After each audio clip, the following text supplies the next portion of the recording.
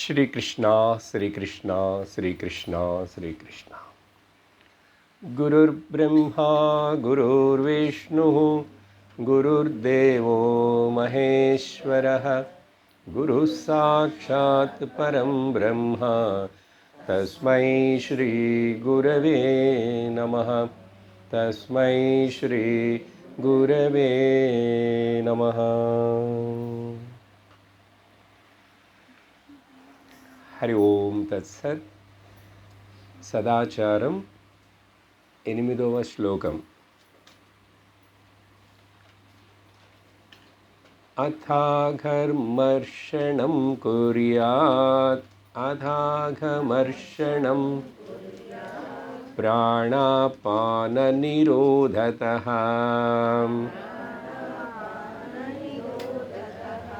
मनः पूर्णे समाधाय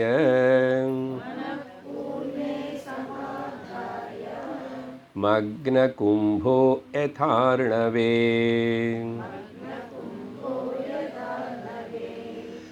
సదాచారం భగవాన్ ఆదిశంకరాచార్యులు వారు సహజంగా లోకంలో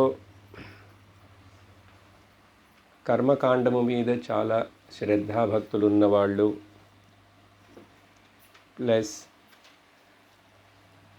ముముక్షువులు కూడా కొంతమంది సాధకులు, వాళ్ళ కోసం జనరల్గా లోకంలో వేరే వేరే ఎన్నెన్ని ఆచారాలు చెప్పబడినాయో వాటిలోంచి ఒక 12ను తీసుకొని ఇక్కడ మనకు వేదాంతపరముగా ఆయన అర్థాన్ని ఇస్తున్నారు.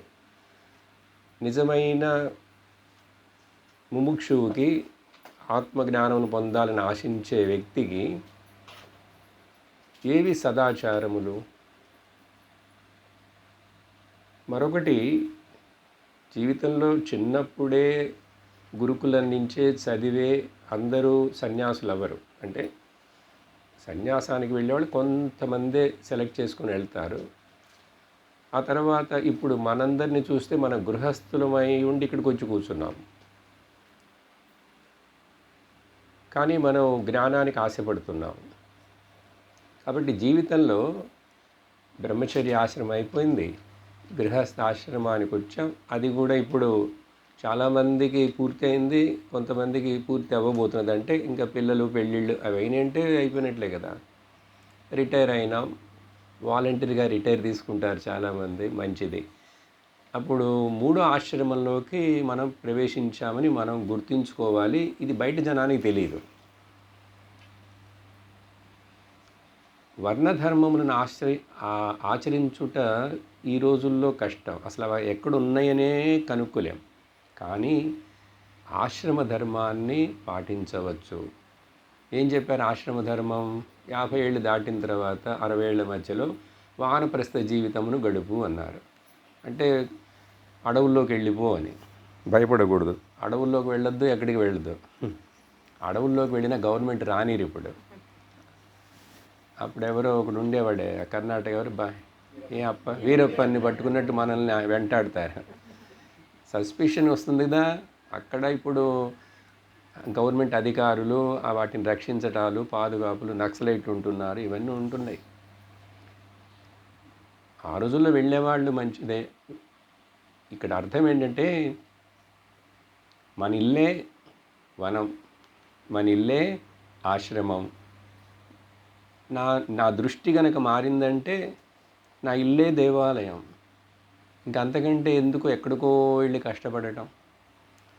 ఇలా కొంతమంది అక్కడికక్కడికి వెళుతుండాలని, అక్కడ నేను 6 నెలలు ఉంటాను, ఆ ఆశ్రమంలో 3 నెలలు ఉంటాను, ఇట్లా తిరుగుతుంటారు చాలామంది. డబ్బులు ఉన్నాయి అంటే వాళ్ళకి నిజంగా అసలు జ్ఞానం మీద శ్రద్ధ, అసలు జ్ఞానం అనే దానికి తెలియదు. ఏదో ఇంకా పెద్దవాళ్ళమైనాం కాబట్టి ఇప్పుడు పిల్లలు కూడా ఇక్కడ లేరు, డబ్బులు ఉన్నాయి, నడవటానికి కాళ్ళలో శక్తి ఉందని అక్కడక్కడక్కడ పోతుంటారు. చాలామంది ఉంటారు అట్లా. తీర్థయాత్రలు అంటే వాళ్ళకి చాలా ఇష్టం. దాని వలన నువ్వేమి ముక్తిని పొందలేవు.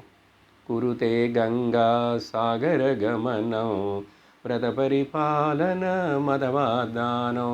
ఎన్నిసార్లు గంగకి వెళ్ళినను, ఎన్నిసార్లు స్నానం చేసినను మోక్షం రాదు. ఇంక కూర్చో, ఒక చోట ఉండి గురువుని ఆశ్రయించి శాస్త్రాన్ని వినటానికి ఇంకా అర్హత రాలే, అదృష్టం రాలేదు. సరే, వానప్రస్థం. ఆ తర్వాత వానప్రస్థం అంటే ఏంటి? శ్రవణ మననాలను చేస్తూ ఉండటమే వానప్రస్థం. అప్పుడు అలాంటి మనకు ఈ సదాచారాలు అంటే ఏంటి? తపస్సు అంటే ఏంటి? తల్లకిందులు నిలబడాలా? 4 వైపులా అగ్నిని పెట్టుకొని కూర్చోవాలా? పంచాగ్ని తపస్సు చేయాలా? లేకపోతే తినకుండా పస్తులు ఉండాలా? అవేం అక్కర్లేదు. అన్నిటిని మోడరేట్గా ఉంచుకో. తినటం, ఆహా యుక్తాహార విహారస్య యుక్తచేష్టస్య కర్మసు, తినుటలో విహరించుటలో కట్టుబాటులో నియమంలో ఉంచుకో, మోడరేట్గా ఉండరు చాలు. క్రమంగా మనలో ఆంతరిక సన్యాస భావం వచ్చేస్తుంది. వేషంలు మార్చుకోకపోయినా, డ్రెస్సులు మార్చుకోకపోయినా కూడా ఆంతరిక సన్యాసం. నేను ఆంతరికంగా సన్యాసిలాగా ఉంటున్నానని నాకు తెలియాలి. బయటికి ఎవరికి కనపడక్కర్లేదు, ఎవరికి చెప్పక్కర్లేదు. ఆ విధంగా సైలెంట్గానే జీవిస్తుంటాం. ఇతడి జ్ఞానం ఉందా, అది తెలియక్కర్లేదు. ఎవరైనా అట్లా, ఈయనేదో చాలా సంవత్సరాల నుంచి చదువుతున్నాడు, కొంచెం ఈయన లైఫ్ స్టైలే కొంచెం వేరుగా ఉందని ఇష్టపడి ఎవరైనా వచ్చి నాకు కూడా ఏంటండి మీరు ఏం చదివారు, ఎక్కడ, ఏదైనా అడిగితే చెప్పు. అడగని వాళ్ళకి, నీ దగ్గర రాని వాళ్ళకి ఏం చెప్పక్కర్లేదు, మాట్లాడక్కర్లేదు. మాకంటే ఏదో దేవుడు ఇట్లా వ్యాసపీఠంలో కూర్చొని చెప్పమని చెప్పి గురువులు ఆజ్ఞ ఇచ్చారు, మేము చేస్తున్నాం. సరే, మననం. ఆ విధంగా సన్యాసిలాగా జీవించే వాళ్లకు సదాచారాలు ఇవి. వాటిని అన్నిటిని ఇట్లా రిలేట్ చేస్తున్నారు. ఇవాళ పొద్దున వరకు ఏం చూసాం? ప్రాతస్మరణం అనే విషయాన్ని గురించి మొదట్లో చూసాం. తర్వాత శుభ్రత అనే దాని గురించి చూసాం. ఆ తర్వాత స్నానం గురించి చూసాం. అన్నిటికీ ఆయన ఆత్మని చేరుస్తున్నారు అక్కడ. ఆత్మస్నానం, ఆత్మతీర్థం అని పొద్దున విన్నాం. ఆ తర్వాత ఈ కర్మకాండీయులకు చెప్పేటువంటి అఘమర్షణం అనే ఒక క్రియ ఉన్నది. పాపమును అప్పుడప్పుడే ఆ రోజే 3 సార్లు సంధ్యా చేసేటప్పుడు, సంధ్యావందనం బాగా తెలిసిన వాళ్ళు, చేసేవాళ్ళకి తెలుసు, అఘమర్షణ మంత్రం చెప్పాలి వాళ్ళు. స్నానం చేసేప్పుడు కూడా అఘమర్షణ మంత్రం చెప్పుకుంటూ స్నానం చేస్తారు, లేకపోతే సూక్తం మొత్తమే చదువుతారు. ఆ అఘమర్షణ మంత్రం చిన్నది, ముఖ్యమ దాంట్లో ఏంటంటే ఆర్ద్రం జ్వలతి జ్యోతిరహమస్మి అహమస్మి అహమేవాహమస్మి అహం బ్రహ్మాహమస్మి యోహమస్మి బ్రహ్మాహమస్మి అహమస్మి బ్రహ్మాహమస్మి అహమేవాహం మాం జుహోమి స్వాహ. మనకు ఆ జుహోమీలు స్వాహాలు అక్కర్లేదు. ఆ మంత్రాన్ని మనం కూడా చెప్పుకోవచ్చు మహావాక్యంగా. అహం బ్రహ్మాస్మి అహమేవాహస్మి, అహం చేర్చుకుంటున్నది ఉపనిషత్తు ఒకటొకటి. అహమస్మి, నేనున్నాను. అహమేవాహమస్మి, నేను మాత్రమే ఉన్నాను. బ్రహ్మాహమస్మి, నేను బ్రహ్మముగా ఉన్నాను. చూసారా? ఇలా ఆఘమర్షణ మంత్రం అంటారు దాన్ని. ఇవి వాళ్ళు చేస్తుంటారు, కానీ వాళ్ళకి ఇంకా పాపం ఉందనే భయం, పాపభీతి. మనకు మరి మాకుండద్దండి అంటే మనకు అక్కర్లేదు పాపభీతి. ఎందుకు? సరే, ఒకవేళ ఉండుంటే ఎట్లా కడుక్కోవాలంటే శ్రవణం ద్వారా. శ్రవణం చేస్తున్నావు కదా, ఇదే అఘమర్షణ మంత్రం. భక్తుడైన ప్రహ్లాదుడు కూడా నవవిధా భక్తిలో మొదట శ్రవణం చెప్పాడు. శ్రవణం కీర్తనం విష్ణో స్మరణం పాదసేవనం అర్చనం వందనం దాస్యం సత్యం సఖ్యం ఆత్మనివేదనం. శ్రవణం ముందర అసలు దేవుడి గురించి విను, సరిగ్గా విను. విన్నదాని తర్వాత కీర్తన చేయి. నీవు అర్థం చేసుకోకుండా, వినకుండా. కీర్తన అంటే ఏంటి? శబ్దంగా పాడటం మాత్రమేనా? కీర్తించటం అంటే మననం చేయని అర్థం. కానీ ఆయన భక్తి స్టెప్పులు చెప్తున్నాడు కాబట్టి అక్కడ శ్రవణం, కీర్తన, స్మరణం అన్నాడు కానీ మననం అనలేదు. మననం అనేది వేదాంతంలో వాడతాం. ప్రాతస్మరామి. ఆయన స్తోత్రం రాసేప్పుడు స్మరామి రాశారు, స్మరించుకో. కాబట్టి ఈ అఘమర్ష మంత్రం గురించి పొద్దున మాట్లాడుతున్నప్పుడు ఏం చూసాం, ఉదాహరణ ఇస్తున్నారు. కుండని తీసుకెళ్ళి సముద్ర నీడలో అట్లా ముంచేసినట్లుగా ఈ మనస్సు అనే కుండని తీసుకెళ్ళి ఆ బ్రహ్మానందం అనే సముద్రంలో ముంచేయి అని చెప్పి ఈ శ్లోకం యొక్క అర్థం. ఆ బ్రహ్మానందం ఎట్లాంటిది, పూర్ణమైనటువంటిది అని చెప్పి పూర్ణకుంభం అందుకే చూపించేది. పూర్ణకుంభం అది సాధువులకి వచ్చినప్పుడు గుళ్ళకో మన ఇళ్ళకో అది చూపించి వాళ్ళని మంత్రం చెప్పి ఓం న కర్మణాన ప్రజయాధనేన త్యాగే నైకే అమృతత్వమానశో పరేణ నాగ. అది ఉపనిషత్తు మంత్రం, 2 ఉపనిషత్తులు వస్తుంది. అది ఆ వచ్చిన వాళ్ళకి కూడా గుర్తు చేసేట్లుగా, అది మనం తర్వాత మనం కూడా అట్లా జ్ఞానవంతులం కావాలని చెప్పడం కోసం, ఊరికి మెకానికల్ కాదు. పరేణ నాగం నిహితం గుహాయాం విభ్రాజతే యతయో విశంతి వేదాంత విజ్ఞాన సునిశ్చితార్థా సన్యాసయోగాత్ యతయ శుద్ధ సత్వాః తే బ్రహ్మలోకే తు పరాంతకాలి పరామృత పరిముచ్యంతి సర్వే దహరం విపాపం పరమేష్మభూతం యత్పుండరీకం పురమధ్య సగ్గస్తం తత్రావిదహరం గగనం విశోక తస్మిన్ ఏదంతస్తదుపాసితవ్యం యో వేదాదౌ స్వర ప్రోక్తో వేదాంతే చ ప్రతిష్ఠితః తస్య ప్రకృతిలీనస్య యః పరః స మహేశ్వరః. సద్గురునాథ్ మహారాజకి జై అని లోపలికి తీసుకొస్తాం. ఎందుకంటే ఇంత పెద్ద చదివారు, మాకు తెలియదు, కొంచెం ఏదో తెలుసు. వింటేనే పాపం పోయింది. ఇప్పుడు పోయింది. ఎన్ని టన్నుల పాపం పోయిందో తెలియదు. ఎంతకాలం పాపం ఎంతుందో బ్యాంక్ బ్యాలెన్స్ అని ఎందుకు దాని గురించి చింతించకు. ఇప్పుడు ఎట్లా, ఇప్పుడు ఇక్కడ ఎట్లా ఉండాలి చాలు. Learn to live in present. అదిదా చాలా కష్టం అండి. ఈ మైండ్ అట్లా ఊల్ గ్యాదరింగ్ చేస్తుంటుంది, పాస్ట్లోకి వెళ్ళిపోతూ ఉంటుంది, భవిష్యత్తులోకి వెళ్తుంది. లేకపోతే జరిగిపోయిన పాస్ట్ ముందు జరిగిపోయిన తర్వాత ఫ్యూచర్ భవిష్యత్తులోకి, ఈ రెండిట్లో అది ఆడుకోవడం, దొరలటం దానికి ఇష్టం.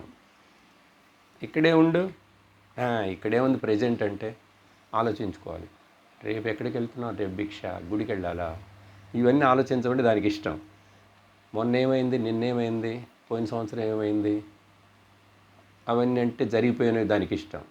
ఇలా ఏదర్ వర్రింగ్ ఆర్ బ్రూడింగ్, ఏదైనా దుఃఖపడటం ఆలోచించి జరిగిపోయిన దాని గురించి ఏం జరగబోతుందో అని, ఈ రెండు తప్ప దానికి ఈ జరుగుతున్న కాలం, వర్తమాన కాలమా తెలుగులో, వర్తమాన కాలమే, దానికి ఇష్టం ఉండదు.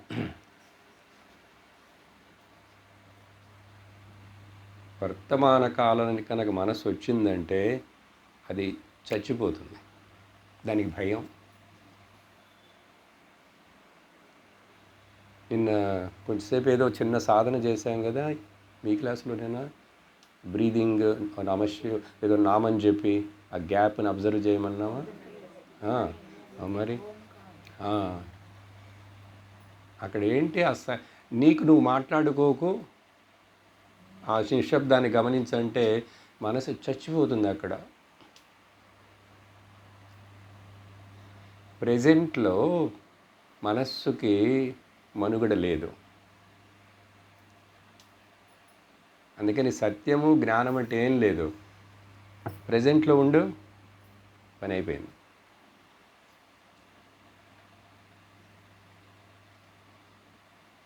ఏముంది ప్రెజెంట్ అంటే? ప్రెజెంట్లో కొన్ని ఇంగ్లీష్ పదాలు వాడుతూనే ఉంటాను. ప్రెజెంట్లో the presence of the essence of your nature ఉంది, నీ స్వరూప సత్తా అది ప్రెజెంట్లో ఉంది. ప్రెజెంట్లో ఉన్నది నువ్వు, వర్తమాన కాలంలో ఉన్నది నువ్వు గుర్తించలేదంటే అసలు కాలం లేదు దానికి అక్కడ. మీకు అర్థం కావడం కోసమే కాలం చెప్తున్నాం. కాలం ఎక్కడుంది బ్రహ్మంలో? సత్యంలో కాలం లేదు కదా. అది అందుకనే దాన్ని సత్యం అన్నాం. త్రికాల అబాధితం యదస్తి తత్ సత్యం, త్రికాలే అపి అస్తి తత్ సత్యం.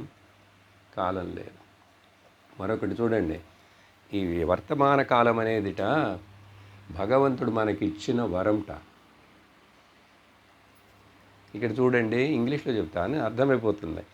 The present is a present is presented to you by the God. సింపులేనా? ఈ వర్తమాన కాలం అనేది భగవంతుడు నీకు ఇచ్చినటువంటి బహుమతి. మనం నిజంగా చెప్పాలంటే మనం జీవించట్లేదు. వర్తమాన కాలంలో జీవించడమే జీవనం. చూడండి, ఒక పని చేసేటప్పుడు చేస్తుంటుంది మెకానికల్ శరీరం, కానీ మనసు ఎక్కడికి వెళ్ళిపోతుంది. ఇప్పుడు వింటూనే ఉంటుంది, కొంచెం సేపటి లోపల అది ఎక్కడికి వెళుతుంది. టీ ఇవాళ బాగలేదు ఉంటుంది, లోపల నుంచి క్వశ్చన్, ఎందుకు, ఎవరు అడిగారు? ఇవాళ కొంచెం బాగుందని. అసలు ఎంత వేడండి, అరగంటకు కూడా ఆరట్లేదు. మనస్సు మాట్లాడుతుంటుందని చెప్పాను కదా. ఇలా నాన్ సెన్స్ అంతా తీసుకొచ్చి దాన్ని డస్ట్బిన్ లాగా తెచ్చి చేరుస్తూనే ఉంటుంది. దీన్ని అరెస్ట్ చేయగలిగామంటే మనసుని జయించినట్లే. దానికి ఏంటి మార్గం? నిన్నెవరు అడిగారు, భగవంతుడు చెప్పమను. భగవంతుడు నామం. ఎప్పుడెప్పుడైనా మనసు అటు ఇటు పరిగెడుతుందో వెంటనే AK-47 రైఫిల్, శ్రీరామ జయ రామ జయ జయ రామ, కొంచెం తర్వాత మళ్ళీ మర్చిపోయి మళ్ళీ మనసు పరిగెడుతుంది. షూర్, శ్రీకృష్ణ శరణం మమ. రుచి రావాలి, భగవన్ నామంలో రుచి రావాలి. ఓ రామ నీ నామ ఎంతో రుచిరా, ఎంతో రుచి ఎంతో రుచి ఎంతో రుచి. పాలు మీగడల కన్నా పంచదార చిలకల కన్నా. ఎప్పుడో చిన్నప్పుడు మా నాన్నగారు పాడేవాళ్ళ గుర్తుంది. ఏంటి విషయం? పాలు పంచదార చిలకలు కాదు, అఘమర్షణ మంత్రం. ఇది బాబు అఘమర్షణం అంటే. సరే చెప్పేశాం, మెయిన్గా శంకరాచార్యుల వారు చెప్పే విషయాన్ని. ఇది చెప్పేటప్పుడు ప్రాణాయామాన్ని చేయమన్నారు ఆయన ఇక్కడ. అందుకని ప్రాణాయామం అందరూ చేయొచ్చు, జ్ఞాని చేయొచ్చు, సన్యాసి చేయొచ్చు, అందరికీ మంచిదే. ఎందుకంటే శరీరం ఉన్నంత వరకు ప్రాణం ఉంటుంది కదా. ప్రాణం ఉన్నంతసేపు, ఆ శరీరం ఉన్నంతసేపు దాంట్లో మనసు ఉంది కదా. ఆ మనసుని ఎప్పుడూ జాగ్రత్తగానే గమనిస్తుండాలి. దాన్ని ఎప్పుడు కూడా నాకు మనోజయం వచ్చేసిందని నిర్లక్ష్యంగా ఉండనే కూడదు. 24/7 అలర్ట్నెస్. మా స్వామీజీ చెప్తారు, never take your mind for granted. మనస్సు బాగా నేను చెప్పినట్టుంటుంది తనకు. ఏ క్షణం ఎప్పుడు అది నిన్ను మోసగించేసి నిన్ను అట్లా లాగేసి పడేయాలని అది ఎదురు చూస్తూ ఉంటుంది. జాగ్రత్తగా ఉండాలి. అప్పుడు ప్రాణాయామకి ముఖ్యత్వం చెప్పేటప్పుడు ఏం మాట్లాడాం? పొద్దున కుంభకం గురించి చెప్పాను. దాంట్లో మనకు కేవల కుంభకం అనేది తానంతటిగా అదే శ్వాస నిదానమైపోయి చాలా సూక్ష్మమైపోయి ఉన్నదా లేదా అనేటువంటి ఒక భావన మనకు ఫీలింగ్ కలిగితే అది కేవల కుంభకం. అంటే నేనుగా కావాలని శ్వాసను ఆపలేదు, ఏమి చేయలేదు. అది ఎప్పుడెప్పుడెల్లా జరుగుతుంది? ధ్యానం సరిగ్గా చేస్తే అది ఆగిపోతుంది. ధ్యానం చేయడానికి ముందు కొంచెం ప్రాణాయామం చేస్తాం, బట్ చివరికి ప్రాణాయామం వలన సాధించాల్సిందేంటి? ప్రాణాయామం ఎందుకు? మనసుని నిగ్రహపరచుటకే. అందుకని ఈ విషయాన్ని కూడా భగవాన్ రమణ మహర్షులు వారు ఉపదేశసారంలో చెప్పారు. మనసు యొక్క మూలం, ప్రాణం యొక్క మూలం ఒకే స్థానం. శాఖయోద్వయీ శక్తి మూలక ప్రాణబంధనాత్ లీయతే మనః జాలపక్షివద్ రోజధారణం. అని పాడతారు. కానీ ఇదేంటంటే ప్రాణాయామం అనేది చేస్తే సడన్గా ఇదేంటి న్యూట్రల్లో పెట్టి దాన్ని బండిని ఆపినట్లు, లేక బ్రేక్ వేసి బండిని ఆపినట్టు. కానీ ఇంజన్ ఆగలే. ఈ మున్సిపాలిటీ వాళ్ళ బండ్లన్నీ పెద్ద పెద్ద ఉంటాయి చూసారు, పాతవే. వాడు దాన్ని ఆపితే కదలదు అది. అందుకని వాడు దాన్ని న్యూట్రల్లో పెడతాడు. పొగ వస్తూనే ఉంటుంది, పొగ కక్కుతుంటుంది, ఒకే శబ్దం చేస్తూ ఉంటుంది కదా. ఎందుకంటే ఆ పని పాత ట్రక్ యొక్క మైండ్ లాగా మన మనసు ఎప్పుడు ఇట్లా అంటూనే ఉంటుంది. సరే ప్రాణాయామం చేసి కొంచెంసేపటికి అబ్బా సౌండ్ తగ్గింది, ప్రాణాయామం ఆపు, మళ్ళీ పరిగెడుతుంది. జాలపక్షి వలలోకి చిక్కుకున్న పక్షిలాగా. కానీ వలని తీసేసామనుకోండి, మళ్ళీ పరిగెట్టుకు వెళ్ళిపోతుంది. అప్పుడు ఏం చేయాలి? మనసును చంపేసేయి. అయ్యయ్యో ఏంటండి మీరు అంత సులభంగా చెప్పేస్తారు, నా మనస్సు అని. దాన్ని చంపటం అంటే ఏంటి? దాన్ని పట్టించుకోకు, దానికి ముఖ్యత్వం ఇవ్వకు. అసలు అది ఏంటని దాని యొక్క చరిత్రను చదువు. అంటే do the anatomy and dissection of the మైండ్ని ఎనాటమీ అంటే దాన్ని విశదీకరించి మనసు అంటే ఏంటి పొద్దున్న చెప్పాం. మనసు అంటే లేదు అక్కడేమి, మానసంతుకి మార్గణ కృతే నైవ మానసం అని తెలుసుకుంటాం. అప్పటిదాకా కొంచెం స్ట్రగులే. సరే, అప్పుడు పాపం గురించి ముముక్షులకి భయం ఉండకూడదు. ఎంత ఉంది, ఏమవుతుంది, నథింగ్. దేని గురించి ఆసుకోనక్కర్లేదు. దానికోసం టైం వేస్టేజ్ చేయకూడదు. అందుకని ఇప్పుడు ఎట్లా ఉన్నాననేది ఆలోచించాలి. అందుకని ఇప్పుడు సరిగ్గా ఉన్నావంటే తర్వాత సరిగ్గానే ఉంటుంది.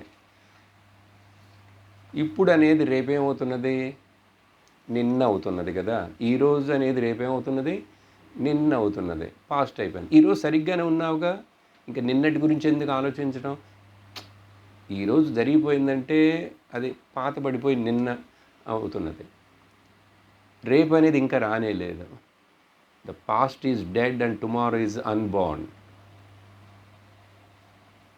చచ్చిపోయిన దానికి పుట్టిన దాని గురించి బాధపడతాడే? మూర్ఖత్వమే కదా. చచ్చిపోయిన దాని గురించి, నువ్వు పుట్టిన దాని గురించి. అశోచానన్వశోచస్త్వం ప్రజ్ఞావాదాంశ భాషసే గతాసూన్ కథాన్సూంశ నాను శోచంతి పండితాహ. నువ్వు పండితుడిలాగా మాట్లాడుతున్నావు, ఊరికినే పండితుడిలాగా మాట్లాడుతున్నావు. అంటే తిట్టేశాడు అర్జునుడిని భగవాన్. నువ్వు పండితుడు కాదు. పండితుడైన వాడు వెళ్ళిపోయిన వాడి గురించి, వెళ్ళపోయేవాడిని గురించి ఇట్లా శోకించడు. నువ్వేంటి అమ్మాయిలాగా ఏడుస్తున్నావు అని ఈ రోజుల్లో చెప్పకూడదు. ఈ రోజులు అబ్బాయిలు ఏడుస్తారు, అమ్మాయిలు ఎవరు ఏడవరు. అమ్మాయిలు చాలా ధైర్యంగా డైవర్స్లు ఇచ్చేసి విడాకులు వెళ్ళిపోవాలని వాళ్ళు ఎంతో. ఎందుకంటే సమంగా ఉన్నామే ఏంటి, నేను నీ మీద ఆధారపడ్డానా ఏంటి అట్లా అనుకో. అందుకని ఈ రోజుల్లో కంపాటబిలిటీ కొంచెం కష్టమే. కంపాటబిలిటీ అంటే తెలుసా? ఇది పారుంగో, ఇక్కడి నుంచి ఇది చూడండి, ఇక్కడ ఇది నొక్కితే రెండు ఆగిపోతున్నాయి. నాకు అర్థం కాలేదు. ఎలక్ట్రీషియన్ మధ్యాహ్నం వచ్చి అది సరి చేశాడా, అప్పుడు కనుక్కున్నాను. ఇది నేను దాని దగ్గరికి వెళ్ళి ఆపితే అది ఆగుతుంది. నేను ఇక్కడ దగ్గర ఉన్నాను కాబట్టి ఇక్కడి నుంచి అది పని చేస్తున్నది, ఇది పని చేస్తుంది. ఇట్లాగే జీవితం. సరే, కేవల కుంభకం గురించి పొద్దున ఎవరికో సందేహం వచ్చింది. ఈ ప్రాణాయామం ఇవన్నీ చెప్పేటప్పుడు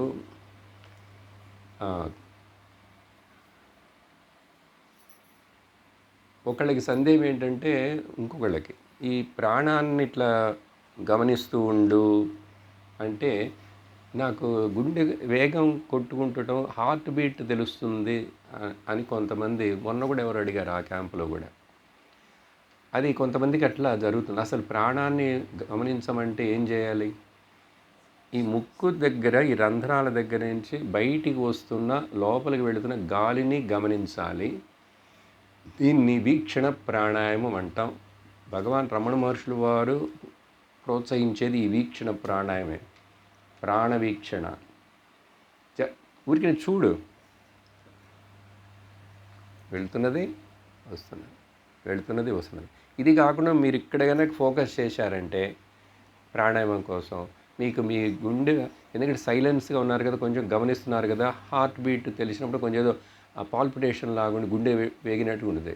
అక్కడ అటెన్షన్ ఫోకస్ చేయకూడదు కొంతమందికి. లేకపోతే నాకు అక్కడ చేసినా కూడా బాగానే ఉందంటే ఓకే, మారుతుంది మనిషికి మనిషికి. సహజంగా నీ శ్వాస ఉచ్ఛ్వాసనను గమనించు అంటే ఎక్కువ తీసుకో వదులని కాదు అర్థం. అది ప్రాణం చేసేప్పుడు ఏదో చేసేప్పుడు అబ్డామినల్ బ్రీదింగ్ పడుకొని టేక్ ఏ డీప్ బ్రెత్, దీర్ఘమైన శ్వాస తీసుకో, పొట్టని బయటికి ఉబ్బనేట్టు చేయి విన్నా, అది వేరే. అక్కడ ఈ ప్రాణాయామ కేవల కుంభ కోసం ఇలా గమనించటమే. అందుకనే అక్కడ సంప్రేక్ష నాసికాగ్రం త్వం దిశశ్చానవలోకయన్. అక్కడ చాలామంది కన్ఫ్యూషను, చాలామందికి తలనొప్పి కూడా వస్తుంది. నాసికాగ్రాన్ని చూడటం అంటే ఏంటండి అని చెప్పి కళ్ళు రెండిట్లు తిప్పాలా, తిప్పు, తలనొప్పి వస్తుంది, వెంటనే వస్తుంది. సరే ఇక్కడికి తిప్పాలండి, భ్రూ మధ్య అట్లా పెట్టు, తలనొప్పి వస్తుంది, భరించలేనంత తలనొప్పి వస్తుంది. ఇలా చేసి కొంతమంది ఎవరిదో ఏ బాబా ఫోటో చూసి శాంభవి ముద్ర, ఆయన ఇట్లా ఉన్నాడని ఇతడు చేస్తాడు. అందుకనే ముద్రలు, బంధాలు, ఎక్కువ ప్రాణాయామాలు అవన్నీ జ్ఞానికి అక్కర్లేదు. జ్ఞాని యొక్క తపస్సు అంతా ఇక్కడే. చూసారా, మన సదాచారాలు ఇవే, అన్నీ సరిపోతాయి ఇక్కడే. అన్నీ, ఎవ్రీథింగ్ ఈజ్ టేకెన్ కేర్. కాబట్టి దీని గురించి కొన్ని రోజులు చేసి చూడండి. ఆ ప్రశ్న అడిగిన వాళ్ళు అర్థమవుతుంది. ప్రాణం నిదానం అయిపోతుంది. ప్రాణాయామం చేసేటప్పుడు మామూలుగానే మళ్ళీ శ్వాస తీసుకుంటాం. ఒక్కొక్క ప్రాణాయామానికి ఒక్కొక్క చోట అబ్జర్వ్ చేయాలి. శీతలి అంటే నాలుగు మడిచి చేస్తే చెప్తాం రేపు ఎల్లుండి, చల్లదనంగా ఉంది, అవన్నీ గమనిస్తాం. భ్రమరీ చేస్తే హమ్మింగ్ అంటే ఓ శబ్దం చూడు ఎట్లా వైబ్రేషన్ వస్తుందో, అదంతా గమనించమంటాం. ఉజ్జి అంటే ఇక్కడ చూడు లోపల నుంచి పాము బుసగొట్టినట్టు సౌండ్ వస్తుంది. ఇవన్నీ ఫోకస్ అక్కడికి వెళుతుంది కాబట్టి మీకు అప్పుడు ఈ గుండె వేగం పెరిగిందని ఆ ఫీలింగ్ అదంతా ఉండదు. కానీ ప్రాణ వీక్షణ చేసేప్పుడు చాలామందికి కామ్గా కూర్చుంటేనే మంత్రం కూడా చెప్తూ వాళ్ళు ఏంటంటే కొంచెం శ్రమపడి ఇక్కడ ఏదో చూడాలి, ఏదో చేయాలనుకుంటారు. అసలు ఇక్కడ చూడకూడదు, అక్కడ చూడకూడదు. ఆయన ఏం చెప్పారంటే సంప్రేక్ష నాసికాగ్రం అంటే ఇక్కడి నుంచి భ్రూమధ్యం కానీ ఈ రెండు కానీ వీటిని ఇంత దూరంలో, ఇక్కడి నుంచి అయినా సరే అక్కడ ఊహించుకో. దేవుడు యొక్క బొమ్మ కానీ ఏదైనా అక్కడ జస్ట్ 12 ఇంచెస్ ఆర్ 8 ఇంచెస్ అనేది చెప్తారు. అర్థమైందా? మన గాలి గనక బయటికి వదిలామంటే అది ఒక 6 అంగుళాల దూరాని వరకు అట్లా వెళుతున్నది మనకు తెలుస్తుంది. ఇంత. కాబట్టి అది అర్థమైంది. కేవల కుంభకం అంటే మీకే గమనిస్తే తెలుస్తుంది. శ్వాస నిదానమైనట్టుగా శ్రవణం చేసేప్పుడు అవుతుంది, ధ్యానం చేసినప్పుడు అవుతుంది, భజనలు విని ఆనందంగా నామకీర్తనం వింటున్నప్పుడు అవుతుంది, జపం చేస్తున్నప్పుడు అవుతుంది. అందుకని జపం అంటే శబ్దంగా చేసో, పాడటం అంటే కొంచెం శబ్దంగా పాడు, ఇవన్నీ చేస్తాం. కానీ అవన్నీ అయిపోయిన తర్వాత అట్లాగే కూర్చోవాలి సైలెంట్గా. గుడికి వెళ్ళిన తర్వాత అన్నీ చేసిన తర్వాత తిరిగిన తర్వాత ఏమంటారు, కూర్చో అంటారు. ఎందుకు? కొబ్బరి చెప్పును పగలగొట్టి తిని ఆ కొబ్బరి పెంకులను అక్కడ వేయి, అందుకు కాదు. మనం అదే కదా చేస్తాం. అక్కడ పులిహోర అమ్ముతుంటారు కదా, 4 ప్యాకెట్లు కొనేసి తిని అక్కడ గలీజ్ చేసేస్తాం, అందుకు కాదు. ఆ గర్భగుడిలో ఏం చూసావో, ఏం చూడాలని నువ్వు వచ్చావో దాన్ని ఇప్పుడు నీ మనసులో చూసుకో అని. దాన్నే లేక ఆత్మప్రదక్షిణం అని ఎందుకు చెబుతాం? చివరికి పూజ అంతా అయిన తర్వాత తిరగమంటాడు ఇట్లా 3 సార్లు. ఎక్కడ తిరగక్కలే, నీకు నీవే ఆత్మకు ప్రదక్షిణ చేసుకో, అంతా ఇక్కడే ఉంది అని అర్థం. అన్నిటికీ అర్థం అదే చివరికి. అన్నిటికీ అదే అర్థమని అర్థమయ్యేంత వరకు చేస్తూనే ఉంటాడు. ఇట్లా ఎక్కడికైనా వచ్చినప్పుడు తెలుసుకుంటాడు, అబ్బా అదే ఆ విషయం అని చెప్పి. యాని కాని చ పాపాని జన్మాంతర కృతాని చ తాని తాని వినశ్యంతి. పాపాని మళ్ళీ పాపాల గురించి భయం అని చెప్పి అన్ని దిక్కులో తిరిగి చెప్తావు ఎందుకు? తెలీదు ఏ దిక్కులో ఎప్పుడు ఏ కాలంలో ఏం చేశానో, వెనకేం చేశానో, ఇటేం చేశానో. పాప భీతిని వదిలేసేయి. మొదట నేను పాపిని, నువ్వు పాపివి అని చెప్పే ఒక మతం ఉంది చూసారా? పాపులే వాడు ఏమంటాడు, నాకు తమిళంలో పాపిగడే అంటారు. వాడందరి మోకాళ్ళ మీద కూర్చో గొర్రెలు అంటాడు, మనల్ని పాపులు అంటాడు. మనం ఏమంటారు, అమృతస్య పుత్ర అంటున్నారు ఋషులు. ఏ అమృత పుత్రులే. ఎంత డిఫరెన్స్ అండి. అమృతస్య పుత్ర అని మీరందరూ అమృత స్వరూపులు. అవేంటి అసలు మతాల? దేశంలో ప్రజల్ని నాశనం చేయడానికి కలియుగంలో వచ్చినాయి అవన్నీ. అందువలన పాపము లేదు. ఇంకోటి చెప్పాలంటే, సనత్ సుజాతీయంలో సనత్ కుమారుల వారు ధృతరాష్ట్రులకు ఉపదేశం చేసేటప్పుడు, అన్యథా సంతమాత్మానం అన్యథా ప్రతిపద్యతే. నువ్వు ఆత్మవై ఉండి అదని తెలుసుకోకుండా నేను దేహమును, నేను జీవుణ్ణి అంటున్నావు. అన్యథా సంతమానం ఆత్మానం. ఆత్మ అని తెలుసుకోవాల్సింది పోయి నువ్వు జీవుడవి శరీరం అని అనుకుంటున్నావే. దీనికంటే మించిన పెద్ద పాపం లేదు. చూసారా? దేహం నేను అనుకుంటునే పాపం, నేను ఆత్మనని తెలుసుకుపోవటమే పాపం. ఇది సరి అయిందంటే ఆ పాపాలన్నీ పోతాయి. అందువలన ఈ విధంగా అఘమర్షణ మంత్రాలు ఈ విషయాలు చెప్పినవి. దీన్ని నిజంగా ఏమంటారంటే పరిహారం ప్రాయశ్చిత్తం అంటాం. ఆ రోజే. అందుకని నదుల దగ్గరికి వెళ్ళినప్పుడు దీంట్లో 2-3 రకాలు ఉన్నాయి. మామూలుగా అందరికీ కర్మకాండలకు వాళ్ళకి ఏంటంటే, కొన్నిసార్లు ఏం చెప్తారంటే, నది దగ్గరికి వెళ్ళి నీళ్ళని తీసుకో, లేకపోతే ఇంట్లో కూడా చేయొచ్చు. నీళ్లు తీసుకొని ఇట్లా ఒక ముక్కు మూసుకో, లోపల నువ్వు చేసిన పాపాలన్నీ తలుసుకో, ఒక ముక్కు ద్వారా ఆ గాలిని దాంట్లో వదులుతూ కళ్ళు మూసుకొని నీళ్ళని చూడకు, వదిలేసి భావించు నీ పాపాలన్నీ. ఏవో గుర్తున్నాయి, నేను చేశానండి, నాకు గుర్తు కూడా ఉంది. అందరం ఏవో చిన్నవి పెద్దవి చేసి ఉంటాం కొన్ని కదా. అన్నీ వెళ్ళినాయని మళ్ళీ నీళ్ళని చూడకుండా ఆ నీళ్ళని అట్లా వదిలే అంటాడు. ఇవన్నీ చెప్పి, ఎందుకంటే అప్పుడు పాపాలు చేయకుండా ఉంటాడు. ఆ తర్వాత అయినా భయభీతి, ఆ పాప భీతి లేకపోతే మనిషిని కంట్రోల్ చేయగలమా? అందుకని ఆ దేవుడు పాపభీతి. దేవుడు అంటే నాకు చాలా భయం అండి. నువ్వు ఇట్లా చేసావంటే దేవుడు కళ్ళు గుచ్చేస్తాడు అంటుంది అమ్మ పిల్లవాడితో. వాడు అప్పుడు పోలీసు వస్తాడు, దయ్యం వస్తుంది, పట్టుకుపోతుంది, ఇవన్నీ చెప్తే పోతే వాడు వినడు కదా. కానీ ఆ తర్వాత వాడు అర్థం చేసుకోవాలి, అమ్మ ఎందుకు చెప్పింది అప్పుడంటే వీడిని కంట్రోల్ చేయటానికి. అదే విధంగానే రకరకాలుగా దేవుడి గురించి వాటి గురించి మనకి చెప్పినవన్నీ కూడా మనల్ని ఒకటేనండి. మతం అంటే ఏంటో తెలుసా? మాబ్ని కంట్రోల్ చేయాలంటే రిలీజన్ కావాలి. జనాలను, గుంపులను కంట్రోల్ చేయాలంటే ఏదో భయం పెట్టాలి అక్కడ. అందుకని మనం ఇంకా అదే భయం 60 ఏళ్ళు 70 ఏళ్ళు వచ్చినా ఇంకా ఆ భయం అట్లాగే ఉంటే ఎట్లా ఉంటుంది చెప్పండి? అసలు నువ్వు చేసే కర్మలకి భగవంతుడి సంబంధమే లేదు. ఆయనే కళ్ళు కూర్చోడు, చెవులు కూర్చోడు, ఏం కూర్చోడు. ఆయనకి ఇదే పని అండి, చెవులు కూర్చోటం, ముక్కులు కూర్చోటం. ఆయన అసంగుడుగా అట్లా ఉంటే దేనితోటి సంబంధం లేకుండా నీ కర్మ అది నీకు ఫలంగా వస్తుంది. అందుకని మంచి కర్మలు చేయి, కర్మ మీద అటాచ్మెంట్ లేకుండా చేయి, ఫలాసక్తి లేకుండా చెయ్యి.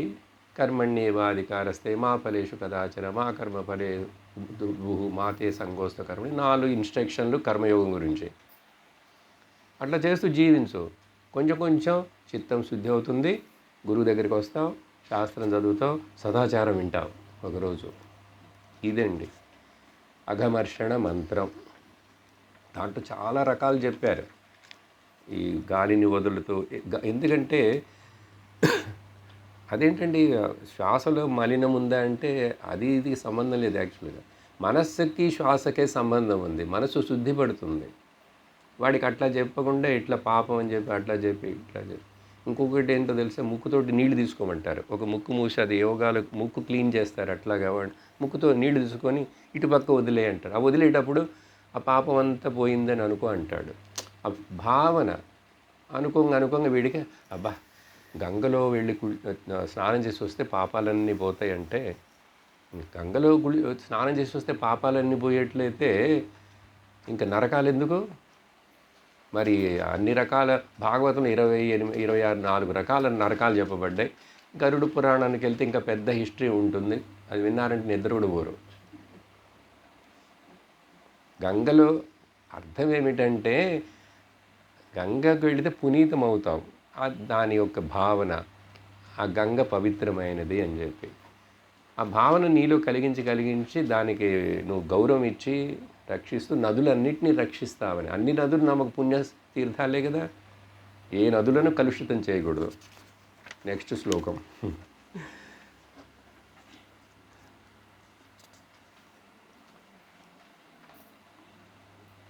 సరే, తర్వాత 9వ శ్లోకం. లయ విక్షేపయో సంధౌ లయ విక్షేపయో సంధౌ మనస్తత్ర నిరామిషం ససంధి సాధితో యేన సముక్తో నాత్ర సంశయః. తర్వాత 5వ టాపిక్ సంధ్యావందనం. సంధ్య 3 కాలాలు: ప్రాతః సంధ్య, మధ్యాహ్న సంధ్య, సాయం సంధ్య. సంధ్య అంటే సంధి, ఓ ట్రాన్సిషన్, ఒక కాలంలో ఒక మార్పు. రాత్రి వెళ్ళిపోతూ సూర్యోదయం అయ్యేటప్పుడు ఒక సంధ్య. ఈ పగలు దేవత వెళ్ళిపోయి మధ్యాహ్నం, అన్నిటికీ దేవతలు ఉన్నారండి. పగలు దేవత, మధ్యాహ్న దేవత, రాత్రి దేవత, అన్ని దేవతలే. మన శరీరంలో పనిచేసే అన్ని రకాల పనులకి వెనక దేవతల పేర్లు పెట్టారు. అవి కూడా అన్ని స్త్రీలింగాల్లో ఉంటాయి. ఉన్మేష నిమిషోత్పన్న విపన్న భువనావలి, కళ్ళు తెరవడం, నిద్రాదేవత, ఈ విధంగా ఉషాదేవత, అన్నిటికీ దేవతల పేర్లే. చూసారా? స్వప్న స్త్రీలింగం దేవత. ఎందుకంటే దేవత స్త్రీలింగం, ఎందుకంటే శక్తిని ఇండికేట్ చేయడం కోసం అన్నీ దేవతలే. ప్రతి పని కళ్ళు మూయటం తెరవటమే దేవత అంటూ. అందువలన ఆ దేవతలందరూ పనిచేస్తున్నారు. ఒక్కొక్క శక్తి ఆవలించడానికి ఒక ఉపప్రాణం ఉంది, తుమ్ములు రావడానికి ఒక ఉపప్రాణం ఉంది, ఈ విధంగా వాంతి రావడానికి ఒక ఉపప్రాణం పనిచేస్తుంది. వాటి పనులు అన్ని శక్తులే. అక్కడ శక్తి, ఒక యాక్టివిటీ, ఒక క్రియ జరుగుతుంది. అందువలన సంధ్య అంటే అర్థం అది. సంధ్య కూడా స్త్రీలింగమే. చాలామంది పేరు ఏం చెప్తున్నారు ఇక్కడ? మనస్సుని లయ విక్షేపయోహో. ఎప్పుడు మనస్సు ఉదయించి మనస్సు మరలా వికసిస్తుందో, డిజల్యూషన్ అండ్ ప్రొజెక్షన్. పొద్దున చెప్పినట్టున్నాను, రాత్రి పడుకున్నప్పుడు ఈ రుద్రగీతం క్లాస్లో చెప్పాను. ప్రతిరోజు మనమే బ్రహ్మదేవుడిలాగా సృష్టి చేస్తున్నాం. చెప్పండి, పొద్దునుంచి ఉన్న ఈ ప్రపంచం, మీ కుటుంబం, మీ పనులు, మీరు అందరూ రాత్రి అయినప్పుడు అవన్నీ ఏమైనా ఉంటున్నాయా? నిద్రపోయినప్పుడు అన్నీ లయించిపోతున్నాయి. మళ్ళీ ఏం చేస్తావు? పొద్దున్నే అన్నిటినీ సృష్టిస్తావు. నువ్వే, నీ మనస్సే. కాబట్టి మనం కూడా సృష్టి లయలు చేస్తున్నాం, సృష్టి స్థితి లయలు చేస్తున్నాం. ఒక రకంగా చూస్తే మనందరం చిన్న బ్రహ్మాజీలమే, మినీ బ్రహ్మాజీస్. చెప్పండి, నిద్రలో అన్నీ లేకుండా పోతున్నాయి కదా, ఎవరు చేశారు అది? నీ మనస్సే. మనస్సు వికసిస్తే ప్రపంచం వస్తున్నది. మనస్సు సగం మూసుకుంటే కల వస్తుంది, మనస్సు పూర్తిగా మూసుకుంటే ఏమీ లేదు. ఏమీ లేదు. ఈ వికసించడం మూసుకోవటాన్నే ఈయన ఇక్కడ సంధ్య అంటున్నారు. ఆ మధ్య ఆ గ్యాప్ని సంధ్య అంటున్నారు. లయ విక్షేపయు అని పేరు పెట్టారు దానికి ఆయన. లయమవుతున్నది, మరలా వికసించి ప్రొజెక్ట్ అవుతున్నది. ఆ సంధి, ఆ జంక్షన్, ఆ సమయం జంక్షన్లో తత్ర అక్కడ నిరామిషం. నిరామిషం అంటే ఏ ఒక రకమైనటువంటి సంకల్పం లేదు, ఆశ లేదు. ఓకే, నిరామిషం భవతి అని చేర్చుకోవాలి. అక్కడ ఏమవుతున్నది? Without any desires. అక్కడ ఒక ఏమి లేని ఒక స్థితి. ఈవెన్ ఆ కొంచెం సంధ్య, ఆ గ్యాప్. అందుకనే అబ్జర్వ్ చేయగలిగితే పడుకుంటాం అన్నీ రెడీ చేసుకొని లైట్లు ఆపేసి నిద్రపోవాలని. ఇప్పుడు నిద్ర రాబోతున్నది, కానీ మనం అంతగా గమనించలేం. నిద్ర రావటానికి ముందు ఈ మెలకువ మైండ్ అట్లా సబ్సైడ్, అక్కడ ఆ గ్యాప్ని గమనించగలమా? అది ఎప్పుడు జరుగుతుందో తెలీదు, టక్కని నిద్రలోకి వెళ్ళిపోతాం. మరి ఎందుకు ఇది చెప్తున్నారంటే, నిన్న పొద్దున నేను చెప్పిన నామని చెప్పి ఓం వచ్చేసింది, శబ్దం వచ్చింది. ఓం లయించిపోయింది. తర్వాత ఏమున్నది?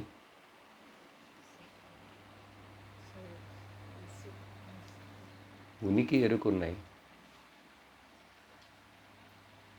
చూద్దాం ఇక్కడ ఏం చెప్తున్నారు. నిరామిషం అది ఏమీ లేని ఒక బ్లాంక్ స్టేట్ అంటాం. చాలామందికి ఈ ధ్యానం ఇది చెప్పేటప్పుడు అది అక్కడ ఏం లేదు కండి, శూన్యం అన్నాడు. అందుకని ఆ బౌద్ధులు వాళ్ళకి అర్థం కాలేదు, అర్థం కాక శూన్యవాదులు అయిపోయారు వాళ్ళు. అక్కడ ఏమి లేదన్నాడు. ఏం లేదా? ఏం లేదని నీకు ఎట్లా తెలుసు? నువ్వు ఉన్నావుగా. నువ్వు లేకుండా అక్కడ ఏమి లేదనే తెలుస్తుందా? ఏది ఆధారం చేసుకొని అక్కడ ఏమి లేదండి అని చెప్తావు? నిద్ర కూడా, నిద్రలో ఏమీ లేదండి, ఏమీ తెలియలే, కానీ ఆనందంగా ఉన్నాను. ఎవరికి తెలిసినాయి ఈ రెండు? నీకు తెలిసినాయి, ఎందుకంటే నువ్వు ఉన్నావు. అలా చెప్పి తత్ర నిరామిషం భవతి ససంధి. ఆ జంక్షన్, ఆ చోటు, ఏన ఎవరి చేతనైతే సాధిత గుర్తించబడుతుందో, తెలుసుకోబడుతుందో, ఇది వస్తుంది. అందుకనే నేను ముందుగానే మీకు ప్రాక్టీస్ ఇచ్చాను. కళ్ళు మూసుకొని కొంచెం గమనించి చూడండి, ఆ సంధిని చూడొచ్చుట. ఇక్కడ నిద్రను మెలకువ తీసుకోకుండా ఇట్లా తీసుకుందాం. ఒక థాట్కి, ఒక ఆలోచనకి, మరొక ఆలోచనకి మధ్యలో కొంచెం గ్యాప్ ఉంటుంది, ఇంతైనా ఉంటుంది. అది ఎట్లా అండి గమనించింది? అందుకే ఓం అదొక థాట్, ఒక ఆలోచన. గ్యాప్ని గమనించు, గ్యాప్ని పెంచు. ఓం ఒక థాట్ లేదు అక్కడ. అలా గుర్తించాలిట. జపం అలా చేయాలి. ధ్యానం అంటే అదే, ఏమి లేకుండా అవ్వటం కాదు ధ్యానం. అందుకే నిన్న రాత్రి సమాధి అనేది తురియం అంటే మనకు యోగులు చెప్పే సమాధి కాదని చెప్పారు కదా. ఈ మూడిటి కాకుండా లేక మూడిటితో పాటు ఎప్పుడు ఉన్నది కాబట్టి దాన్ని నాలుగోది అని అంటుంటారు అన్నది మాండూక్యం. అంటుంటారు అంటే ఏంటి? అప్పుడు 4 ఉన్నాయండి, ఉన్నది ఒకటే. 4 నేను చెప్పడానికి కాదు మాండూక్యం. మూడిటి యందు ఎప్పుడు ఉన్నదండి. జాగ్రత్ స్వప్న సుషుప్తి సుస్ఫుటతరా యా సంవిదుజృంభతే యా బ్రహ్మాది పిపీలికాంతతనుసు ప్రోతా జగత్సాక్షిణీ. మనీషా పంచకంలో అద్భుతమైన శ్లోకం. సంవిత్ చైతన్యానికి మరొక పేరు. థ్రెడ్ లాగా. యా సంవిత్ విజృంభతే అంటే వ్యాపించున్నదో. ఎక్కడ? బ్రహ్మదేవుడి దగ్గర నుంచి ఈ చిన్న చీమ వరకు, బ్రహ్మాజీ టు అమీబాజీ వరకు.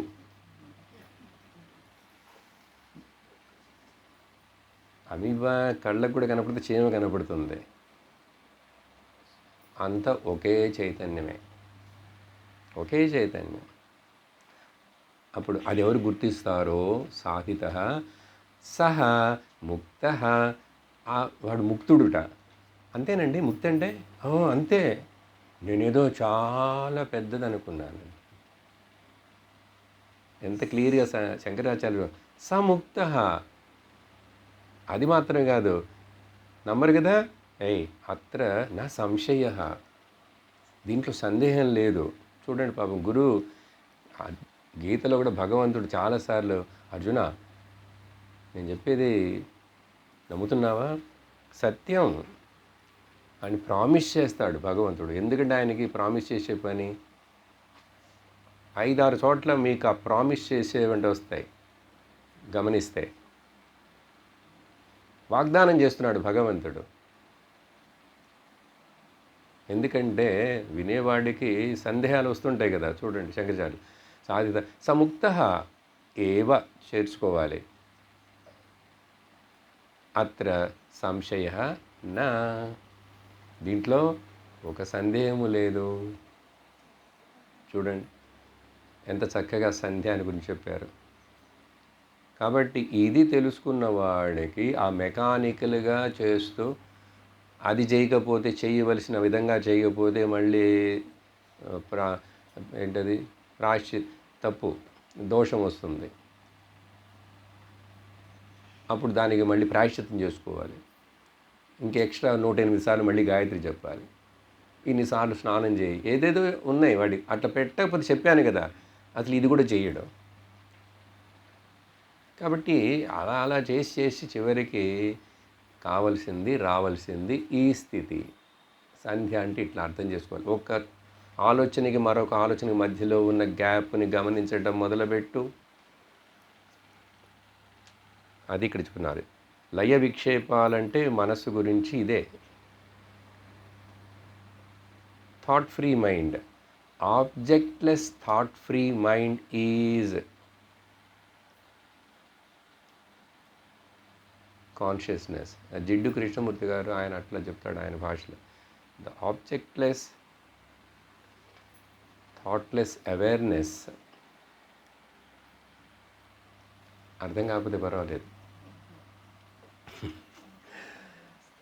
ఈ ప్రాతః సంధ్యలోని 3 రకాలు. ఇంకా సంధ్యావందనాన్ని గురించి ఎన్నెన్నో చెప్తాయి ఆ స్మృతి గ్రంథాలు. సరే, వాటిల్లో ఉత్తమమైనది ఏమిటి అని చెప్తుంది. రకరకాలుగా వాటిని గురించి చెప్పి చివరికి మనకు జ్ఞానికి అవన్నీ అక్కర్లేదు, ఇది గమనిస్తుంటే చాలు. అవి చెయ్యి. నీకేదో డిసిప్లిన్ బాగుందండి, నేను ఎంతో కాలంగా చేస్తున్నా అంటే చెయ్యి. కానీ భయపడి చెయ్యకు. మళ్ళీ దీనికి పనిష్మెంట్ వస్తుందే, దానికి ఇది చేయాలి అనేది కాకుండా ఇన్ని చేసి మనస్సు శాంతిగా ఉందా, నెమ్మదిగా ఉందా, అది వస్తే అన్నీ వచ్చినట్లే. ఇవన్నీ అందుకే. సరే, ఇక్కడ థాట్కి ఆలోచనకి మధ్యలో గమనించమన్నాం కదా. దాన్ని కొంచెం వేదాంతపరంగా చెప్తే ఏం చెప్తాం సహజంగా? ఒక ఓం ఓం ఇట్లా అంటున్నానే గీత, అక్కడ ఏముంది అడిగాను కదా. ఆలోచిస్తే ఏమీ లేదు. ఏమీ లేదంటే నేను తప్ప ఏమీ లేదు. ఆ నేనంటే మళ్ళీ ఉనికి ఎరుకుగా ఉన్నాను. అర్థమయ్యేట్లా చెప్తాను. నువ్వు ఎన్ని ఓములైనా చెప్పు. ఓకే.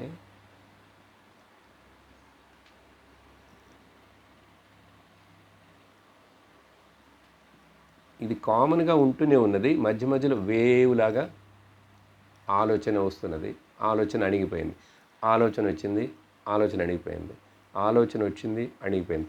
ఆలోచన వచ్చినప్పుడు, ఆలోచన అణిగిపోయినప్పుడు కూడా ఈ శృతి బాక్స్ లాగా శబ్దం లేదండి, ఊరికనే. ఆయన ఏ రాగమైనా పాడనియండి.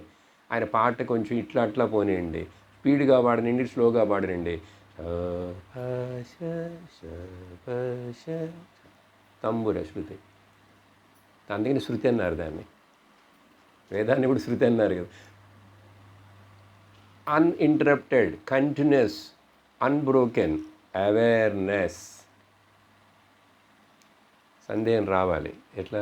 సరే, ఏం లేదన్నారు, ఓం వచ్చిందన్నారు. సరే, ఆ ఓం వచ్చిన చోట ఇది ఉందా లేదా అండి? ఓం వచ్చింది అనేది ఎక్కడొచ్చింది? దీని మీద వచ్చింది. వచ్చిందని ఎట్లా తెలుసు? దీనికి తెలుసు. ఇంక వేరే భాష ఏం లేదండి, ఇట్లానే చెప్పాలి. గీతలు గీసిన సున్నాలు జుట్టి ఇట్లా చెప్తే అర్థమైనప్పుడు అర్థమవుతుంది. అర్థమైంది అనుకుంటా. అర్థమైందా లేదా? అర్థమైంది. ఇప్పుడు ఇట్లా సున్నా కాదు, ఓం వచ్చినప్పుడు ఉంది, ఓం లేనప్పుడు ఉంది. ఎప్పుడు ఉన్నదాన్ని సామాన్య జ్ఞానం అంటాం. ఆ మధ్యలో ఇట్లా ఓం ఆలోచిందా, విశేష జ్ఞానం అంటాం. విశేష జ్ఞానాలు మారుతూనే ఉంటాయండి, సామాన్య జ్ఞానం మారదండి. అదేనండి 3వ శ్లోకంలో ప్రాతస్మరణ తర్వాత 4వ శ్లోకంలో చెప్పారు, జ్ఞానాజ్ఞానే పరిత్యజ్య. ఇక్కడే సదాచారం. సరే, అర్థమైంది, బాగుంది. అప్పుడు దీనికి ఎన్నో ఉదాహరణలు చెప్పచ్చు. తర్వాత శ్లోకానికి వెళ్దాం. Common light and specific light అండి. ఇప్పుడు ఇక్కడ లైట్ వెలుతురు ఉంది కదా, వెలుతురు అంతటా పడుతున్నది ఈ రూమ్ అంతా. కానీ నా కళ్ళజోడు మీద ఉన్నటువంటి ఈ అంచులో ఏదో ఫ్రేమ్ ఉండటం వల్ల కొంచెం మిడుక్ అనే విశేషంగా లైట్ పడుతున్నది. ఆ కామన్ లైట్ ఇక్కడ పడింది, ఇక్కడ పడింది, అక్కడ పడింది, ఇక్కడ పడింది. ఇక్కడ కొంచెం షైనింగ్గా ఉంటేనో ఇక్కడ షైనింగ్గా అందుకంటే అక్కడ కొంచెం అట్లా ఉంటుంది. అదేవిధంగా మనస్సు అనేది ఒక షైనింగ్ సర్ఫేస్. అందువలన ఎప్పుడు అంతటా అన్ని చోట్ల ఎప్పుడు ఉన్న కాన్షియస్నెస్ చైతన్యం ఈ మనస్సులో అట్లా ప్రతిఫలిస్తున్నది అంతే. మనసు లేకపోయినా అది ఉంది. అందుకని మనసు లేకుండా పోతే ఏమవుతుంది? భయపడకూడదు. చాలామందికి అందుకనే వేదాంతం నచ్చదు. ఏమిటంటే వేదాంతం ఏంటి తెలుసా? ఏం ఉండవు, అన్నీ నాశనం అయిపోతాయి. అయ్యయ్యో వద్దండి, ఇష్టం లేదు ఎవరికి. అహంకారం పోతుందంటే ఎవరికి ఇష్టం ఉంది? నువ్వే లేవు, ఏమీ లేదు. అందుకని వాడికి ఏంటంటే భయం. నేను ఉండి నాకు జ్ఞానం కావాలంటాడు. నువ్వే జ్ఞానం. ఇది ఇట్లా చెప్తే అర్థమవుతుంది. నేను ఉండాలండి, నా దేవుడు ఉండాలండి. రెండు ఉంటే ద్వైతం వచ్చేసింది. ద్వైతం వచ్చిందంటే భయం తప్పదు. ద్వితీయాద్వై భయం భవతి. ఉపనిషత్ ఒక్క నుంచి చెప్తుంది. అందుకని దేవుడిని ఎంతకాలానికి నువ్వు దూరంగా పెట్టావో అంతకాలానికి నీకు భయం పోదు. నువ్వు చెప్పుకుంటావు పైకి, నాకు దేవుడి మీద చాలా నమ్మకం, ఊరికి నేను పైన మాటలు, లోపల భయమే. ఆయనకి ఇది చేయలేదే, అది చేయలేదే, ఇది చేయలేదు, ఆయన ఇదే భయం. ఏంటి చేయాలి? ఆయన ఎక్కడున్నాడు? ఏం చేయాలి? అందుకని దేవుణ్ణి మొదట్లో దూరంగా, చాలామందికి అందుకని భక్తిలో ఉన్న వాళ్ళకి ఈ వేదాంతం కష్టం, ఒప్పుకోలేదు మనస్సు. అలవాటు పడిపోయి జన్మలుగా అనేక జన్మ సంప్రాప్త కర్మబంధ విదాహినే ఆత్మజ్ఞాన ప్రధానేన తస్మై శ్రీ డిడిడింగ్. ఆలోచించండి, మనకే కన్ఫ్యూషన్లు ఉన్నాయి. ఇక్కడ ఎవరో ఇంకోళ్ళు కూడా అడిగారు, అని ఎక్కువ ఎక్కువ వినంగా వినంగా కన్ఫ్యూషన్ వస్తుందంటే మొదట్లో వస్తుంది అట్లా రావాలి. బాగా కన్ఫ్యూషన్ని చేసి చేసి చేసి నీకు చివరికి నువ్వు ఉంటావా, తేలుతావా, ముడుగుతావా అన్నంత వరకు కొంచెం తట్టుకోవాలి. నాకు అర్థం కాలేదు, అందుకని కన్ఫ్యూషన్ ఉంటుంది, మొదట ఉండని పోతుంది అని నమ్మి వదలకూడదు. ఏమైనా సరే గురువే శరణం, అయ్యప్పే శరణం అన్నారు. ఆయన ఏం చెప్తున్నాడంటే అక్కడ రాసి పెట్టాడు. నాకు చాలా ఆశ్చర్యం అన్నిసార్లు, ఏంటి అయ్యప్ప గుడి మీద మాత్రం తత్వమసి మహావాక్యం రాసి ఉంటుంది. అది ఎప్పుడు రాశారో, ఎందుకు రాశారో, ఎవరు చెప్పారో ఉన్నదిగా. ఏ ఊర్లో గుడి కట్టినా, అమెరికాలో గుడి కట్టినా అయ్యప్ప మెట్లు ఎక్కగానే 10 పడి తత్వమసి. ఆయన ఏమంటున్నాడు, నువ్వు నేను ఒకటే, అందుకని మళ్ళీ రాకు అంటే ఇతడు నేను 2సారి వెళ్తున్నానండి, 3సారి వెళ్తున్నానండి, నేను ఇప్పుడు ఏంటంటాడు, వాళ్ళలో ఏదో లీడర్ ఉంటారు, నేనే దీక్ష ఇస్తానండి గురు అంటాడు. మంచిదే, తపస్సే అది, 40 రోజులు చెప్పులు లేకుండా నల్ల డ్రెస్ వేసుకొని. కానీ దాంట్లోంచి కొంచెం ఎదిగి రావాలి కదా. చూడండి, మనిషికి ఈ వేదాంతానికి వచ్చి జ్ఞానం రావాలంటే ఎంత కష్టపడుతున్నాడు. నాలుకలు గుచ్చుకుంటాడు, ఇక్కడ ఏదో గుచ్చుతాడు, ఇటు నుంచి ఇటు శూలం. అవన్నీ వాళ్ళకేంటో భక్తే కదా, మూఢభక్తి అని కాదు, తామసిక భక్తి. భగవంతుడు చెప్పాడుగా గీతలో. మరి అవన్నీ లేకుండా చక్కగా వచ్చి ఇట్లా ఎంతో గొప్పగా అట్లా కూర్చున్నారు గంభీరంగా. నిప్పుల మీద నడవమన్నామా, ఇక్కడ గుచ్చుకో శూలం. మా తమిళనాడులో వాళ్ళ ఆ మురుగను వేలుకో సాయింది ఇది కదా, అది గుచ్చుకుంటారు. ఇక్కడ పెద్దది గుచ్చుకుంటారు. ఎట్లా గుచ్చుతారో ఏం చేస్తారో నాకు తెలీదు, నడిచి వెళ్తుంటారు.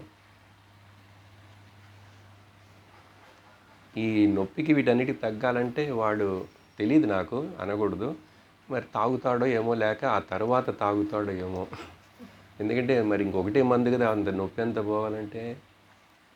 సరే, ఏదో భక్తి పేరు చేస్తున్నారు, చేయనండి వాళ్ళని, మంచిదే. లేకపోతే మురుగనికి ఎక్కడ వాల్యూ ఉంటుంది. ఓకే, టైం అవుతున్నది, అయిపోయింది. 10వ శ్లోకం చదివేస్తాం. 6వ పాయింట్ రావాలి ఇక్కడ ఇప్పుడు. సర్వత్ర ప్రాణినాం దేహే జపో భవతి సర్వదా హంసః సోహమితి జ్ఞాత్వా సర్వబంధై ప్రముచ్యతే. ప్రముచ్యతే విముచ్యతే రెండు ఒకటే. విశేషేణ ముచ్యతే, ప్రకర్షణేన ముచ్యతే, ప్రింటింగ్ డిఫరెన్స్. చూడండి, ఇది జపం. కొంచెం చెప్తాను జపం గురించి అండి. నిజమైన జపం ఏంటి? అన్ని మంత్రాల కంటే ప్రసిద్ధమైన మంత్రం ఏంటి? ఇక్కడ మళ్ళీ మంత్రాల గురించి ఒక గోల. టీవీలో అందరు మాట్లాడుతున్నారు కదా, యంత్రాలు, తంత్రాలు, మంత్రాలు. వాడు కరెక్ట్గా అవన్నీ కూడా. తర్వాత మంచి కాలం, తమిళంలో నల్ల నేరం అంటారు దాన్ని, ఆ జ్యోతిష్యులు మాట్లాడటం. ఇంకా ఆడవాళ్ళని అట్రాక్ట్ చేయాలంటే 11 నుంచి 10 తర్వాత మొగుళ్ళందరూ ఆఫీస్కి వెళ్ళిన తర్వాత కొన్ని ప్రోగ్రాంలు వస్తుంటాయి. పొద్దున్న భయపెట్టి జాతకం, చక్రాలు, జ్యోతిషాలని చెప్పి ఆ తర్వాత అన్నీ చూపిస్తాడు. కాస్ట్లీ అయినటువంటి ఏంటది, శ్రీచక్రం, శ్రీయంత్రం మీకోసం 10,000 రూపాయలు మాత్రమే. వేరే వాళ్ళకైతే రేపైతే 20,000 అంటాడు. ఈ అమ్మగారికి ఆశ వచ్చేస్తుంది దాని మీద. అవన్నీ వేస్తుంటాడు, బాటా రేట్ అంతా. బిజినెస్ ఎట్లా జరుగుతుంది అనుకున్నారు? వేదాంత ఆచార్యులు వ్యాపారం చేయరు. అలా ఎవరైనా చేస్తున్నారంటే వాళ్ళు బ్రహ్మరాక్షసులై పుడతారని శాస్త్రం భయపెట్టింది. కానీ వాళ్ళు కేర్ చేయకుండా మమ్మల్ని కూడా భయపెడుతుంది శాస్త్రం. నీకు అసలు ఏం చెప్పమని నీకు చదువు చెప్పించావు? నీ ఇష్టం వచ్చినట్లు వెళ్ళి కూర్చొని చైర్లో మాట్లాడేస్తావా ఏంటి? శృతిమాతకు గౌరవం ఇవ్వక్కర్లే అని చెప్పి బ్రహ్మజ్ఞానం బోధించాల్సిన చోట నువ్వు ఏదేదో చెప్పి మళ్ళీ వచ్చిన వాళ్ళని అక్కడక్కడే బీటింగ్ అరౌండ్ ద బుష్ అని తిప్పుతూ ఉంటే ఈ విభూది ఇస్తానండి అన్నీ సరిపోతాయి. ఓ విభూది ఇస్తే అన్నీ సరిపోతే మంచిదేగా అందరికీ. ఇంక డాక్టర్లు ఎందుకు చెప్తున్నా. అదే గంగలోకి వెళ్ళి స్నానం చేస్తే అన్ని పాపాలు పోతాయితే వీడేం చేస్తాడు, చేసేసి వస్తాడు సంవత్సరానికి ఒకసారి, మళ్ళీ అన్ని పాపాలు చేస్తాడు. పోతుందని చెప్పారు కదండి, డబ్బులు ఖర్చు పెట్టి వెళ్ళి చేసి వస్తాను అంటాడా లేదా? అంటాడు. చాలామంది అంతే. ఇప్పుడు తిరుపతి హుండీలో ఇక్కడ ఎన్ని ఏ అక్రమాలు చేసినా కూడా సంవత్సరం నీకు ఇవ్వాల్సి నీకు ఇస్తాను, సరే నేను చేసేది చేస్తాను, నన్ను నువ్వు కొంచెం జాగ్రత్త చూసుకో. లేకపోతే ఏముందండి, ఎందుకు వెళ్తాడు? ఈ జన్మలు ఇట్లా చేస్తూ ఉంటాడు. సరే, ఇక్కడ జపం గురించి చెప్పేటప్పుడు నిజమైన జపం. సో ఏ మంత్రం గొప్పది అండి, ఏ యంత్రం గొప్పదని ఇవన్నీ పెట్టుకోకు. ఓకే, ఇక్కడ శంకరాచార్యుల వారు చెప్పాననుకో, సన్యాసులకు ఈ సోహం మంత్రం ఇప్పుడు జపంలో అది వస్తున్నది. హంస గాయత్రి లేకపోతే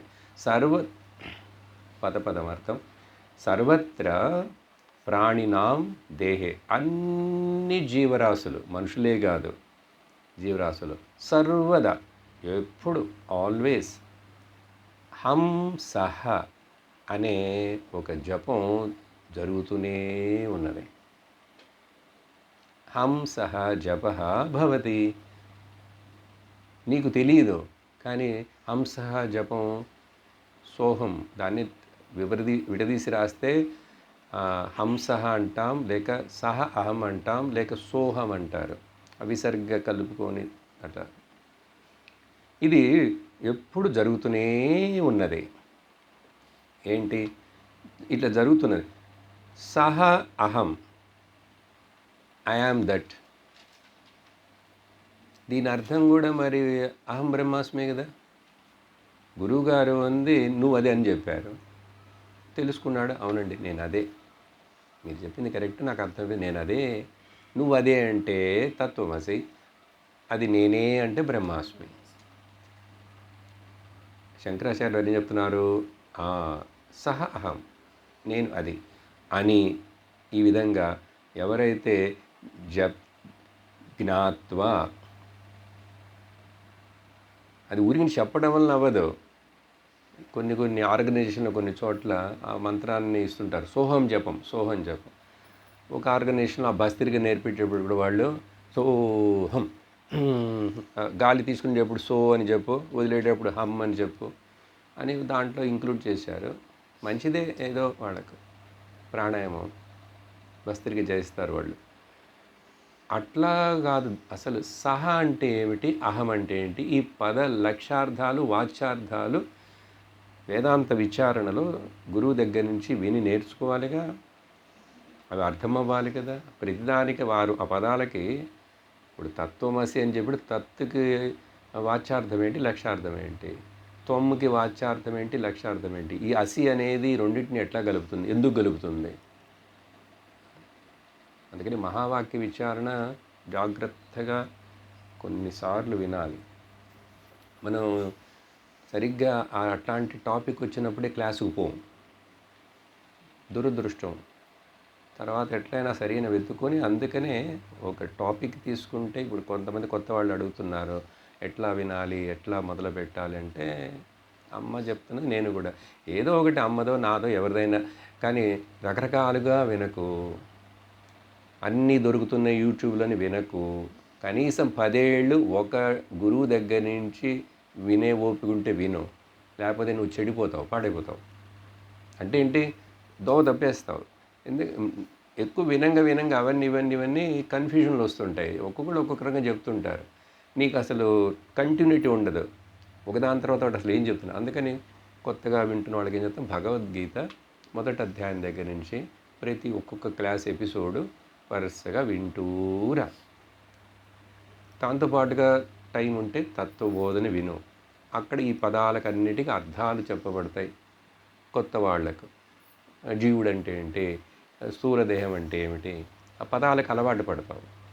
అలా systematic, the spiritual, this is education, systematic, consistent, continuous listening from A living competent teacher.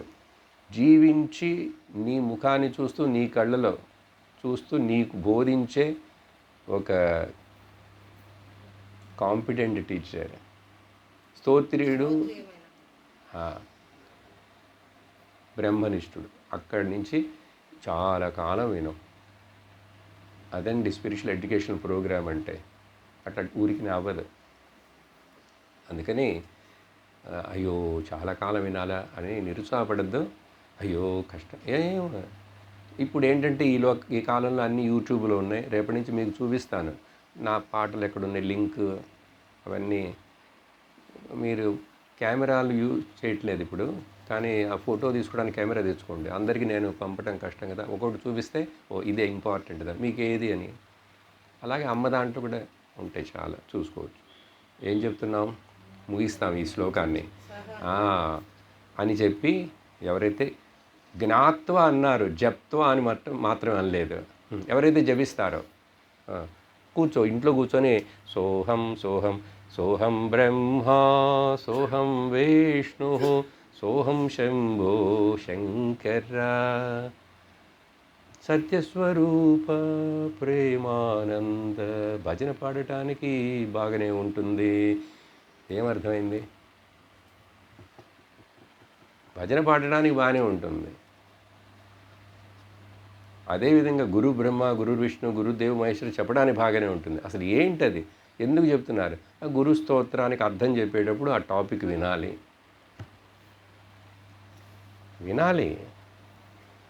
వేరే ఏం కష్టపడమన్నావు? నిన్ను 100 సూర్య నమస్కారాలు చేయమన్నావా? కూర్చొని చక్కగా విను. నిద్ర వస్తే మధ్య నిద్ర కూడా పోమని చెప్తున్నావు. ఇంతకంటే ఎవరంటే కన్సెషన్ ఇస్తారు చెప్పండి? ఎక్కడైనా ఇంతకంటే కన్సెషన్ ఉందా మీకు? ఏ కొట్లో ఎక్కడైనా కొనేటప్పుడు ఫలం వెంటనే. కాబట్టి జ్ఞాత్వ అన్నారు, ఆ పదం చాలా ముఖ్యం. కేవలం జప్త్వ కాదు, జపమైనప్పటికీ కూడా అది ఏమిటని అర్థం చేసుకొని దాన్ని జపం చేసుకో, జ్ఞాపకం ఉంచుకో అని అర్థం జపం అంటే. ఇప్పుడు నడుస్తూ వెళుతుంటారు కదా, నడవండి ఒక కాలు సో హం సో హం, ఊరికినే ప్రాక్టీస్కి, సరేనా? ఇది ఇక్కడ ఏమంటున్నారు? ప్రాణినాం, ప్రతి మనిషిలో అది జరుగుతుంది అన్నారేంటి? ఆయన అది వివరించలే. గాలి లోపలికి వెళుతున్నప్పుడు సహ, గాలి బయటికి వెళ్తున్నప్పుడు అహం. అలా కూడా మన శ్వాసే సోహం మంత్రాన్ని చెప్తున్నట్లుగా. అందుకనే దాన్ని యోగాలో తీసుకున్నారు వాళ్ళు. కష్టపడి చెప్పక్కర్లేదు, గమనిస్తున్నారే. లోపలికి బయటకు వచ్చేదేమో హం, సహ అహం, సహ అహం, ఇట్లా. అందుకని ప్రాణినాం దేహంలో జపం జరుగుతుందని అంటున్నారు. మరి ఎక్కడ జరుగుతున్నది? ఏం వినపట్లేదంటే ఆ శ్వాస మూమెంటే సోహం జపం అని. జ్ఞాత్వ, అలా తెలుసుకున్నవాడు అన్ని బంధాల నుంచి విడిపించబడతాడు సందేహం లేకుండా అని చెప్పి, ఇప్పుడు 6వ విషయం వరకు, జపం వరకు వచ్చాం. రేపు మిగిలిన విషయాలని చూస్తాం. ఓం పూర్ణమదః పూర్ణమిదం పూర్ణాత్ పూర్ణముదచ్యతే పూర్ణస్య పూర్ణమాదాయ పూర్ణమేవావశిష్యతే. ఓం శాంతి శాంతి శాంతి. హరి ఓం శ్రీ గురుభ్యో నమః. హరి ఓం.